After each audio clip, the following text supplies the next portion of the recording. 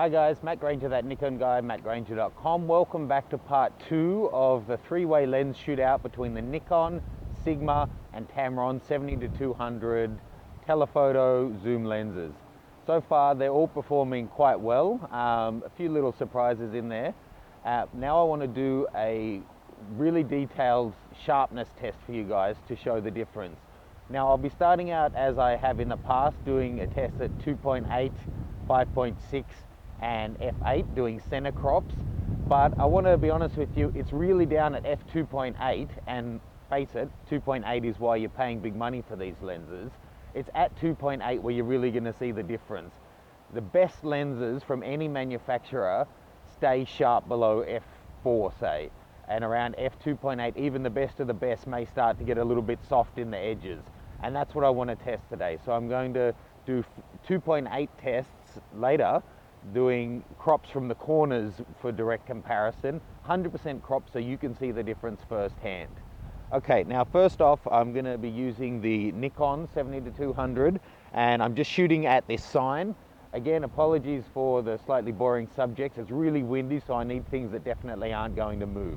I've got the Sigma and Tamron lenses still in my beautiful Bumblebee UL 222, so we'll get to them next. So starting off with the Nikon, we're at 200mm, focusing right on the middle of the sign.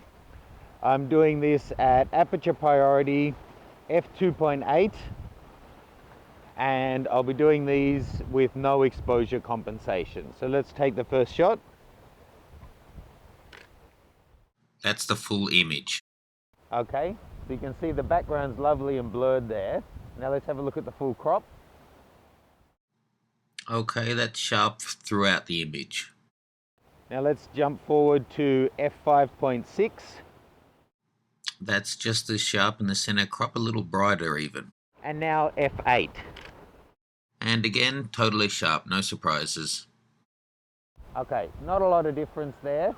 All perfectly sharp. Let's have a look at the Sigma lens now.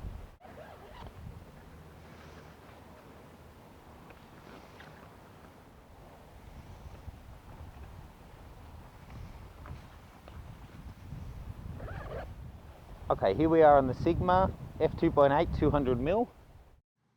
That's fine, and you'd expect it to be for a center crop. f5.6.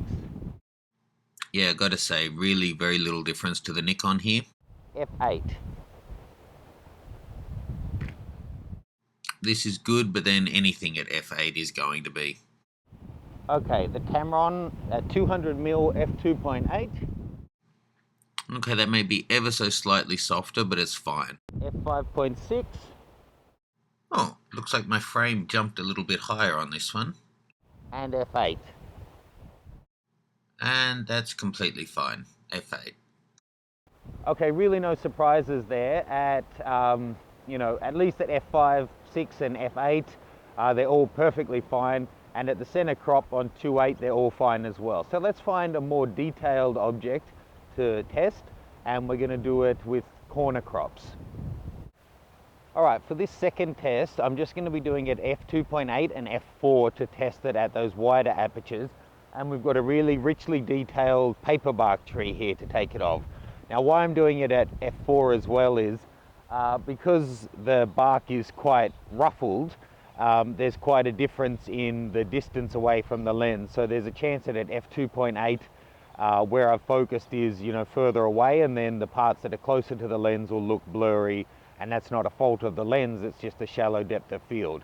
So I'm going to start out with the Tamron lens at f2.8, again focusing in the middle of the scene. Oh, I've got a bug in my glasses. So I'm going to start out on the Tamron lens, f2.8, focusing in the center of the scene, and then I'll give you a full corner crop from the top left in this case. Okay, that's the full shot, so you can see what I mean about the depth, and then this is the crop, nice and sharp. Okay, now at f4. Again at 100%, nice and sharp. Okay, now on the Sigma lens at f2.8. Remembering this tree is in shadow. that's the full shot. Lovely color and detail, and that's at 100%. You can see the blur's different. And now at f4. The depth of field seems really shallow, but the sharp parts are still really sharp. Okay, Nikon 70-200 at f2.8. Okay, I'm biased. I've got a dog in this race, so to speak, so I'll let the images speak for themselves. That's the 100% crop on the Nikon. And at f4, sorry. Ah, what the hell. Look at that. It is sharper. Okay, for our third test, I'm going to do something that's usually used for testing wide-angle distortion. I'm going to do it on a brick wall, just because it's nice and flat, it's got good texture, and we'll be able to take a reliable sample from any of the corners and, you know, really be able to compare it.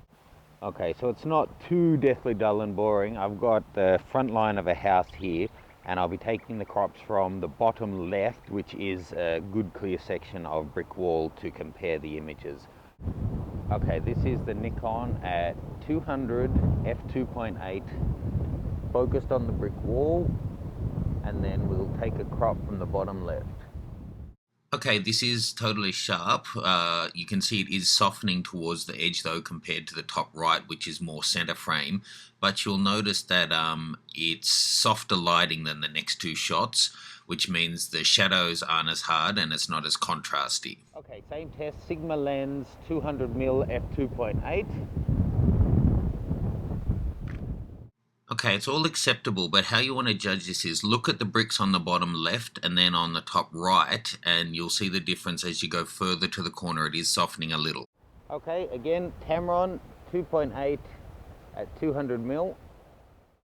Okay, the softening's slightly more pronounced here, but I have to point out that these are all fantastic results. If you were using an inferior quality lenses, the edges would be just garbage, and all three of these are really acceptably good. So that's part 2 of the three-way shootout between the Tamron, Sigma and Nikon 70-200mm telephoto zoom offerings. Okay, I've just thought I should really do a part 3 and do a bokeh comparison. I've got all of these lenses, so I might as well do all the tests I can. So click through and check out part 3, and I'll have the bokeh test and then a full conclusion based on all three parts of this series. If you've enjoyed the video so far, please give it a like, leave me a comment, subscribe, or send me a friend request. I am looking to build my network. The more viewers I have, the more gear I can get the test out, and I am trying hard to respond to your requests and comments as much as possible. So see you in part 3.